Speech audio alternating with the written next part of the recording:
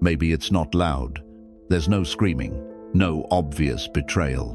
But somehow, you always walk away from them feeling drained, small, guilty for things you didn't even do. Like your value depends on how well you perform for them, or how quiet you stay. And the hardest part, they might be someone close to you, a friend, a sibling, even your own parent. So the question becomes, when the pain comes from someone you love, do you have the strength to walk away? That's where the Stoics offer us clarity. You have power over your mind, not outside events. Realize this, and you will find strength. Marcus Aurelius. You are not here to tolerate pain that disguises itself as love. You are not here to keep people close just because of shared blood or shared memories. You are here to protect your peace, your dignity, your soul. Creating distance isn't selfish. It's necessary. It's what happens when you finally decide to stop betraying yourself. In today's video, I'll walk you through 9 clear signs that it may be time to cut ties, even with someone who was once important to you. We'll explore each red flag with honesty, and I'll give you the tools to recognize them in your own life. Stay until the end, because the last sign is the most subtle, and the one most people miss until it's too late. Let's begin. Some relationships don't leave bruises. They leave confusion. They make you question your worth. They ask you to give, but punish you when you expect the same in return. And because they come wrapped in familiar labels, family, friend, loyalty, duty, we convince ourselves to stay, to keep sacrificing, to tolerate the slow erosion of who we are. But Stoicism doesn't see love as an excuse for harm. It doesn't confuse closeness with entitlement. It teaches that your first and deepest responsibility is to your inner life. Don't explain your philosophy. Embody it. Epictetus. You don't need to justify why something feels wrong. You don't need to argue with someone who never listens. And you don't owe lifelong access to anyone just because they once played a role in your story. This video is not about cutting people off in anger. It's about recognizing when a relationship becomes destructive, even if it looks harmless on the surface. It's about choosing peace over chaos, self-respect over obligation. We'll walk through 9 subtle but powerful signs that it might be time to let go, even if the person is someone you were taught to never walk away from. And most importantly, you'll learn how to respond with clarity, courage, and inner strength, without guilt, without drama, and without needing anyone's permission. Let's begin with sign number 1. Have you ever noticed someone who always starts a conversation with, "I don't have money right now," yet somehow they never miss a vacation? Their wardrobe is always new, their nights out constant. But when it comes to you, to showing up, to contributing, to honoring shared plans, they suddenly become broke. Suddenly, life is hard, and you're expected to understand. Again, this isn't about financial struggle. This is about emotional economy. And as the Stoics would say, don't waste your effort on what does not reciprocate. Because someone who only shows up when it's convenient, but disappears when you're the one in need, isn't interested in connection. They're interested in access, to what you give, to how much they can take. True relationships are not built on convenience, but on mutual respect and shared responsibility. I once had a friend like that. Every time we made plans, he'd cancel with an excuse about money. But I'd see him out the next weekend, drinking, spending, laughing with others. When I asked about it, he brushed it off. No apology, no effort to make things right. And that's when I realized it wasn't about his wallet, it was about his value system. Stoicism teaches us to recognize imbalanced effort, without becoming bitter, to say, "I see what this is, and I no longer choose to invest in it," without yelling, without revenge, just quiet clarity. You don't need to argue. You don't need to convince them to change. You just need to stop volunteering for your own neglect. Your energy is a currency. Protect it. Spend it where it's matched. Give it where it grows.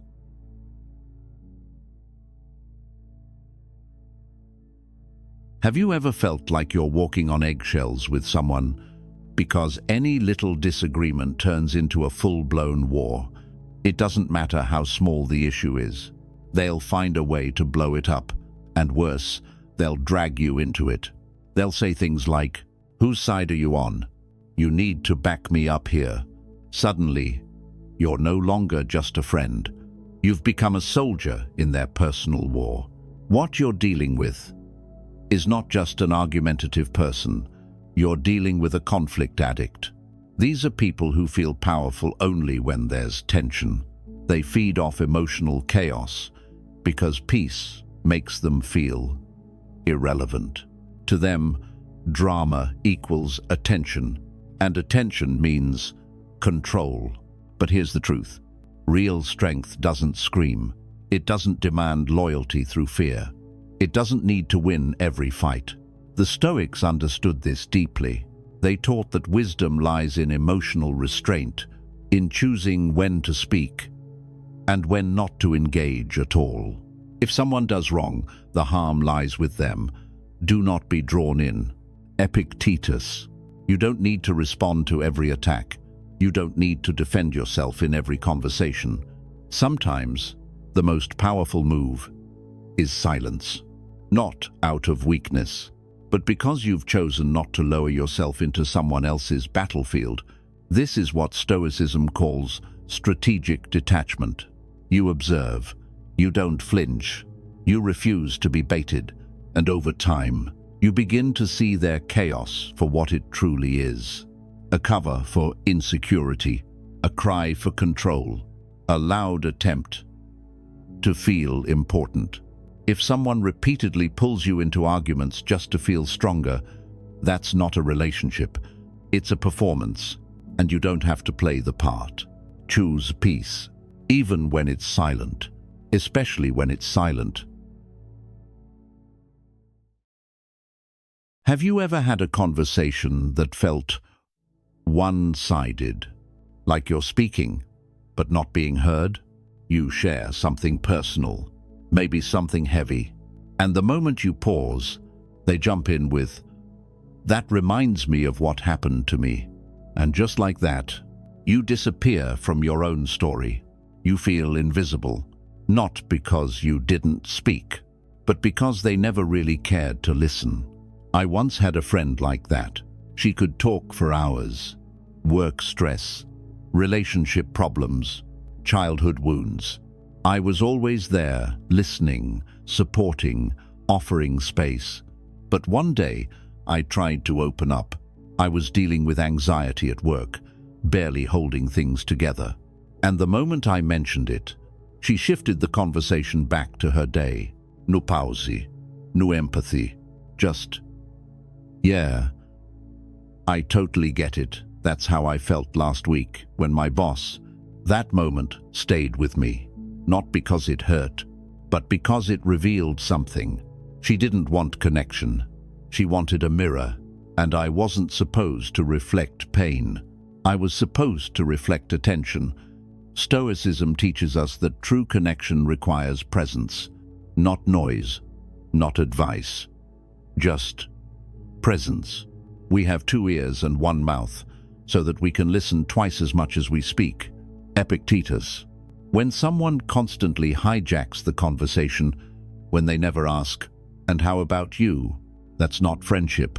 That's emotional monopolization. And it's not just frustrating, it's draining. Because the longer you stay in those dynamics, the more you begin to question whether your feelings are even worth sharing. But here's the Stoic shift. You don't fight to be heard. You don't beg for space. You simply choose better conversations. You protect your words. and you begin to appreciate the rare, sacred moments of silence where real listening lives. Remember, a relationship without mutual listening isn't a bond. It's a broadcast, and you deserve more than background noise. We all carry beliefs, some shaped by family, some built from pain, others passed down like old furniture, heavy, worn, and rarely questioned. Beliefs are deeply personal, but for some people, they're weapons. Have you ever known someone who couldn't have a conversation without trying to convert you to their religion, their politics, their lifestyle? They don't ask questions. They don't seek understanding. They just want agreement. Every discussion becomes a debate, every disagreement a threat, and every silence on your part is taken as weakness instead of wisdom. I once had a friend like that. Every call turned into a lecture. You need to read this. I can't believe you still think that way. One day, you'll understand I was right. It wasn't about connection. It was about control dressed as concern. But Stoicism teaches something radically different. Your peace doesn't need to be understood. Your mind doesn't need to be approved. As Epictetus reminds us, freedom is the only worthy goal in life. It is won by disregarding things that lie beyond our control. You don't have to defend your inner world. You don't need to win the argument. You don't even have to explain your position. You can simply say with calm, quiet strength, I see it differently, and that's okay. That's what Stoics call mental sovereignty. The ability to hear someone without absorbing them, to stand your ground without raising your voice. If someone can't respect your right to think, they're not offering love. They're offering allegiance at the cost of yourself. And that's a price no wise person pays. So, here's the choice. You can enter every conversation ready to battle, or you can exit it with your dignity intact. No anger, no guilt, just distance and peace. There was a time when being around them felt easy. You laughed together, shared dreams, felt seen. But now, it feels like walking into a room filled with silence that used to be music. There's no fight, no betrayal, just tension, small talk that feels forced, polite smiles, masking growing distance. And you wonder, what changed? The truth is, nothing dramatic had to happen. Because sometimes, relationships don't end with a bang. They fade, slowly and quietly. What you're feeling is emotional dissonance, a subtle inner discomfort when who you were with someone no longer aligns with who you've become. And yet, we hold on, not because the bond is alive, but because the memory of it was once beautiful. We tell ourselves, maybe we just need more time. It used to be so good we can get it back.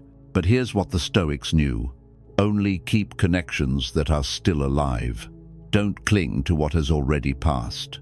Oh, not every friendship is meant to last forever. Some are seasonal.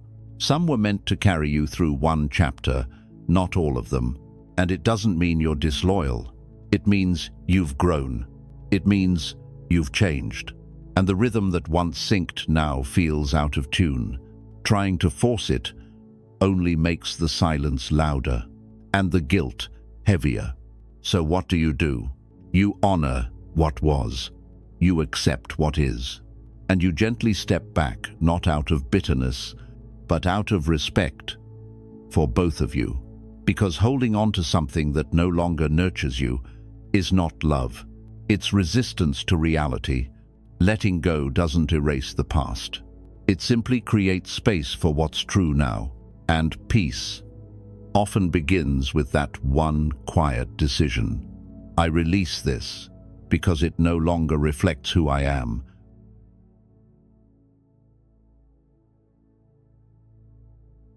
There's a quiet line between someone opening up and someone unloading. One creates connection. The other creates fatigue.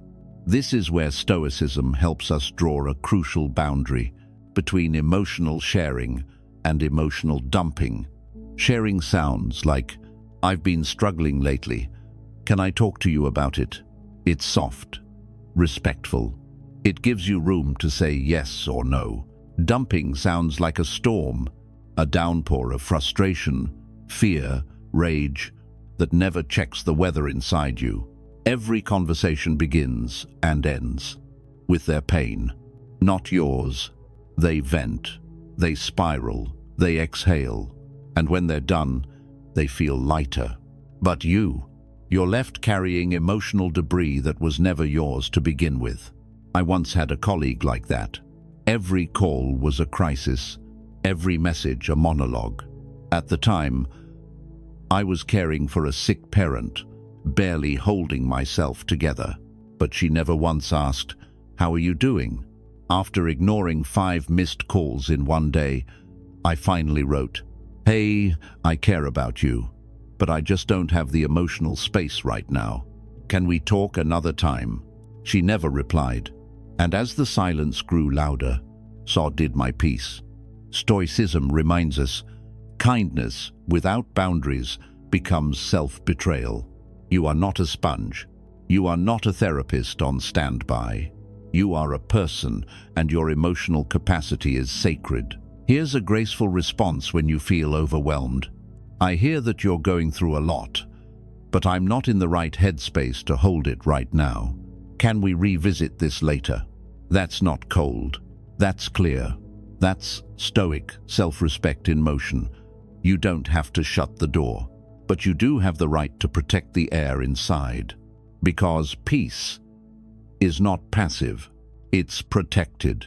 And your emotional energy is not public property. Not all pain comes from betrayal.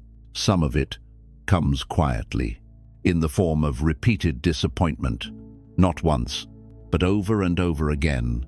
Have you ever waited for someone who never showed up, made plans that were broken, without warning, without apology? At first, you might make excuses for them. Maybe they forgot. They must be overwhelmed.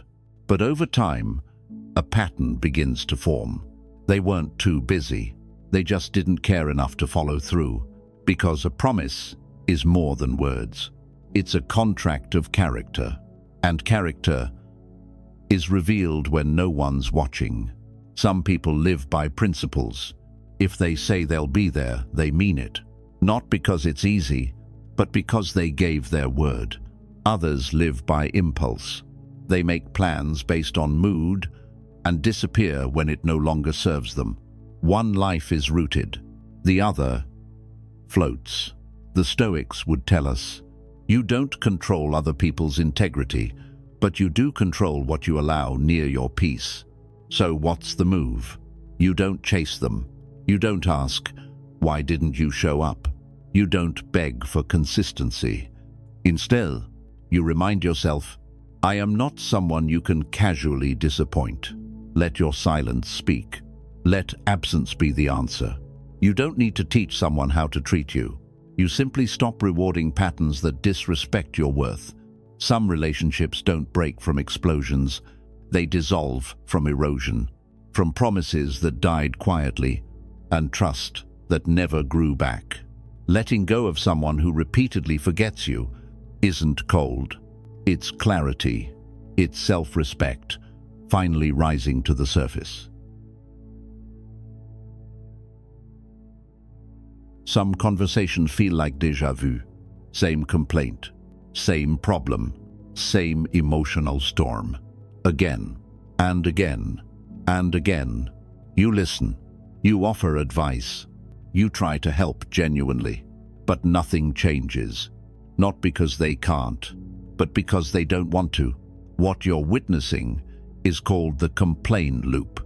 It's when someone uses complaining as a form of emotional release, but has no real intention of making progress. They don't want clarity. They want validation. They want attention. They want to feel temporarily better without doing the hard work of change. And you? You become the unpaid therapist, the one who listens endlessly while their behavior stays exactly the same. At some point, you realize you care more about their healing than they do. That's when the Stoic response becomes clear. Don't waste what is precious on what is unwilling. Marcus Aurelius. Reimagined, Stoicism teaches us that energy is limited. Your time, your compassion, your presence, they are sacred, and offering them to someone stuck by choice is not kindness. It's self-neglect. You are not cold for stepping back.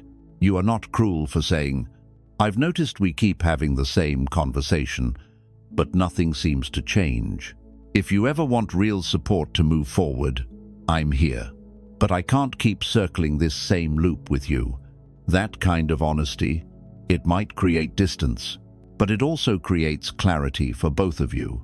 Because real friendship is not about enabling, it's about elevating.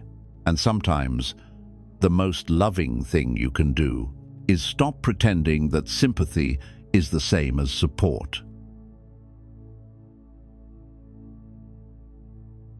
You know the type. Every story they tell starts with, "Back when I used to, I once won." At first, you might feel impressed, but over time, the pattern becomes clear. They're not celebrating the past. They're clinging to it, because the present doesn't give them the same sense of worth. They speak of who they were, because they don't know who they are now. They inflate old achievements like armor, to hide present-day insecurity, to protect a fragile ego that hasn't evolved. And here's the Stoic insight. Those who constantly speak of the past are not living the present, and those who avoid the present cannot shape the future. It's not your job to challenge them. It's not your duty to bring them back to the now. You don't need to say, "That was years ago." You simply observe with quiet compassion, because behind that ego is often someone stuck, someone afraid, someone whose self-worth is locked inside an old trophy case. So what do? You don't mirror their nostalgia. You don't perform fake admiration, and you don't feed the illusion. Instead, you create distance, not with hostility, but with quiet clarity. Not all distance is rejection. Sometimes it's a form of respect for yourself and for the truth. Let their stories live where they belong, in the past, and let your story continue, in the present, with humility and peace. Let's make one thing clear. Cutting ties doesn't mean hate. It doesn't mean anger. It doesn't even mean you stopped caring. It simply means you've started caring about yourself more than the illusion of connection. You've stopped handing your peace to someone who never earned it. Sometimes love sounds like goodbye. Sometimes growth looks like silence. And sometimes the most powerful move you'll ever make is to walk away without warning and never look back. What you tolerate is what you become. So choose wisely. Choose your energy like you choose your future. Deliberately, quietly, with self-respect, not regret. Choose silence over noise, peace over guilt, your becoming over their comfort. If you're in that quiet phase of release, if you're choosing peace, even when it aches, leave one word below in the comments. Peacefulness. Let it be a silent signal to others walking this same sacred path. You're not alone. Not in this silence. Not in this strength. And if this message touched something inside you, there's more waiting. Watch next. Become emotionally unreachable. Learn the inner discipline of unshakable calm, the cold power of playing dumb. Discover how silence and strategy can protect your peace. Until then, stay calm, stay sharp, and when the moment comes, walk away without noise, not to hurt them, but to heal you.